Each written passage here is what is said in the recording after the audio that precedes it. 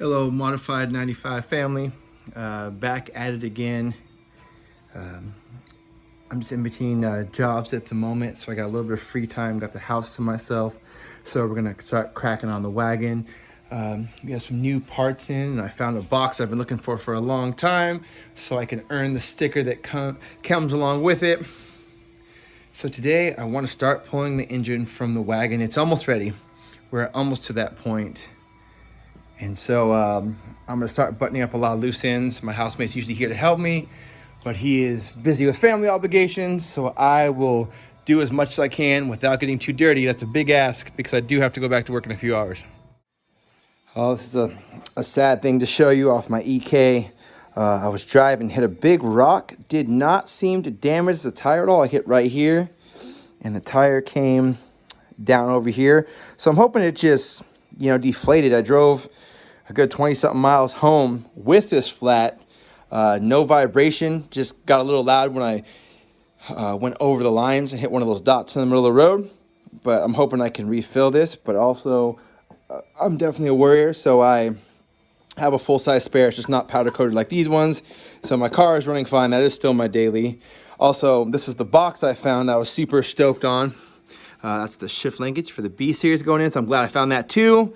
That wasn't really lost though, I knew where that was. But I got this from Lugo Robles on Instagram. It is the kit I need to put a hydro manual trans B series into the EF or EE chassis. Blickety blam, I'm very stoked on that. And that way, like I said, I can earn that sticker right there on the back. So let's get into what we're doing today. So picking up where we left off, this is pretty much ready to go. Zero Cool zipped off these axle nuts. So I just need to take the castle nut and cotter pin out of the bottom, give that a few whacks with the sledgehammer I found on the road while I was driving. What a good find for me. Give that a few whacks, let that separate so I can pull out those axles. I was refreshing my knowledge with a Honda Street Garage video, and I was smart enough to get this tray to catch all those juices that keep dripping every time I open something. And I know I didn't drain the transmission. So when I pull the axle out, that thing should start gushing, but I will have this underneath because I'm prepared and I am ready. And it should only be hanging from that mount and that engine mount on that side and under, and this greasy mess. Boom, with a close up. There's a panel I have to take off, which I believe is, let me look at it, right here. And then there's this cable hanging out at the back. So that's really gonna be my job for today, is getting that cable loose. Should just be a little pin behind it. And then once that's out, the transmission will be free from the rest of the car and everything else should be unplugged. So let's get to that now. And if I have time, I'll get in there and take out the center console. I have a new one, but I think my original one might be a little bit better. So I just need to change the shift boot on that. And then, so we'll get started. I will come back on when I have that plate off so we can see inside of there together. All right, we're down here in this very gross little pit. So like I said, we're gonna pull the cotter pins out of these. Oh wait, that's custom. They didn't have cotter pins in there. Must be built for speed. But I think it's a 17. Shout out to Harbor Freight, where all my tools come from. Make sure it's on off. Oh, that was easier than I thought it was gonna be. I thought it was gonna be all stuck on there. This probably hasn't been taken out since 1992. I bought one of those kits on eBay with those lower ball joints, and I think I already put the upper control arms. And we put the suspension on a different day, and I'm sure that I'll get bored and get a different set of suspension when I get money. That was easy. Don't lose these. I'm gonna put it in my special bucket. Actually, I'm actually gonna leave this out because I'll lose it if I put it anywhere except for right here in the middle of the car. Now let's find something to whack this bad boy. I really wish it could be like a cooking show where they prep everything before they show it, but I definitely did not. Took that nut off in real time.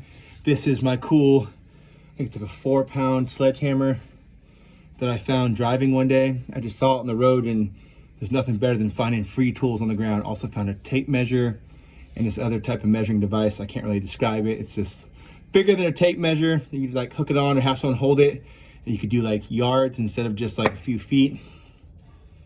So we gotta hit it right there. Usually you're not gonna wanna mess up this right here, but I'm not really worried about hitting it. Otherwise I'd leave the axle nut on there like loose. But I hope we have to whack it 2 or 3 times.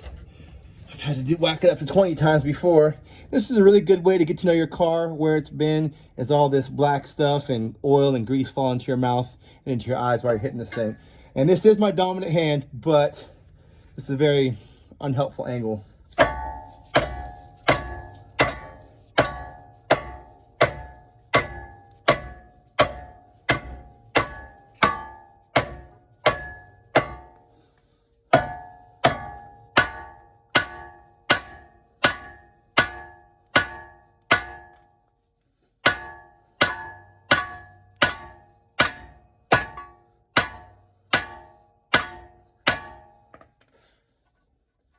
Still attached. I think you see all that dust. It's probably asbestos. I'm going to get mesothelioma, but of my own accord, not from working with paint or buildings that were built before 1970. Come on, baby.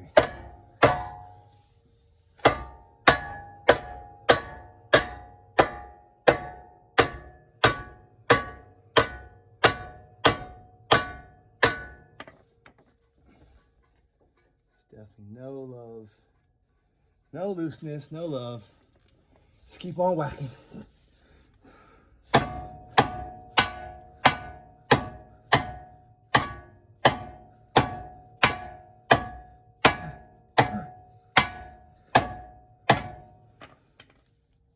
I get frustrated and give up real easy. I'm not going to quit on this, but I'm about to start putting the H before the W to show that I'm really frustrated. Oh no, I got it. See, I'm strong. I'm still strong. I got it. So I definitely got to do this on the other side. I don't think we have to sit through that. So when you see me again, we'll be up on this cover right above here. All right, I'm hoping this focuses. Took that plate off. It's really easy, actually.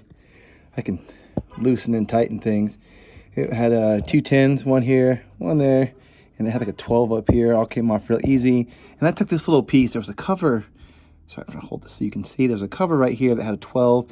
I took that off, and that allowed me to pull this cable back, and I could see what was in here. Sorry, it's dark in there, but this is what I got out of there.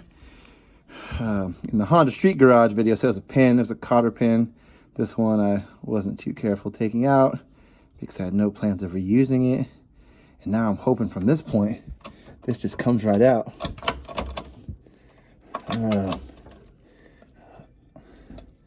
I think there might be one more bracket in there. All right, let me find out. Be right back.